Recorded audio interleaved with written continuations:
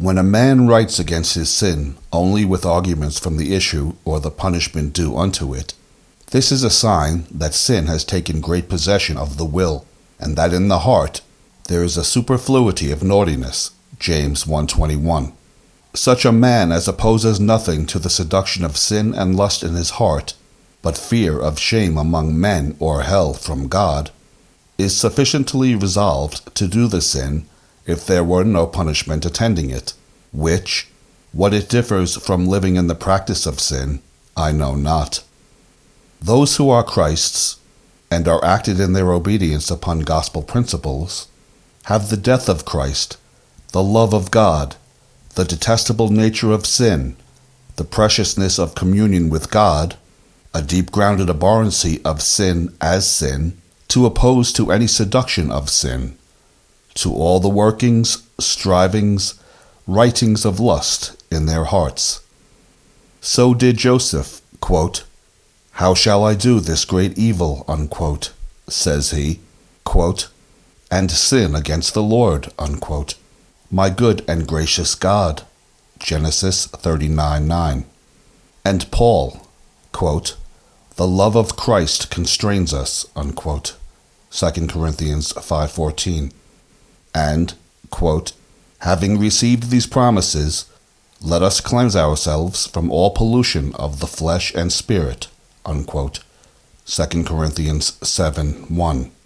But now if a man be so under the power of his lust that he has nothing but law to oppose it with, if he cannot fight against it with gospel weapons, but deals with it altogether with hell and judgment, which are the proper arms of the law, it is most evident that sin has possessed itself of his will and affections to a very great prevalency and conquest. Such a person has cast off, as to the particular spoken of, the conduct of renewing grace, and is kept from ruin only by restraining grace. And so far is he fallen from grace and returned under the power of the law. And can it be thought that this is not a great provocation to Christ, that men should cast off his easy, gentle yoke and rule, and cast themselves under the iron yoke of the law, merely out of indulgence unto their lusts? Try yourself by this also.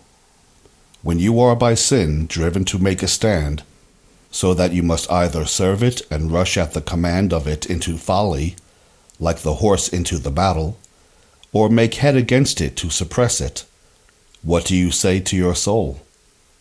What do you expostulate with yourself? Is this all? Quote, "Hell will be the end of this course. Vengeance will meet with me and find me out," unquote. It is time for you to look about you. Evil lies at the door. Genesis 4:7. Paul's main argument to evince that sin shall not have dominion over believers is that they, quote, "are not under the law, but under grace," unquote. Romans 6:14. If your contendings against sin be all on legal accounts, from legal principles and motives, what assurance can you attain unto that sin shall not have dominion over you, which will be your ruin? Yea, know that this reserve will not long hold out. If your lust has driven you from stronger gospel forts, it will speedily prevail against this also.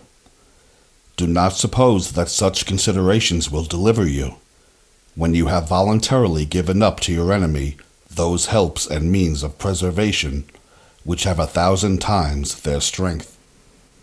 Rest assuredly in this, that unless you recover yourself with speed from this condition, the thing that you fear will come upon you. What gospel principles do not, legal motives cannot do.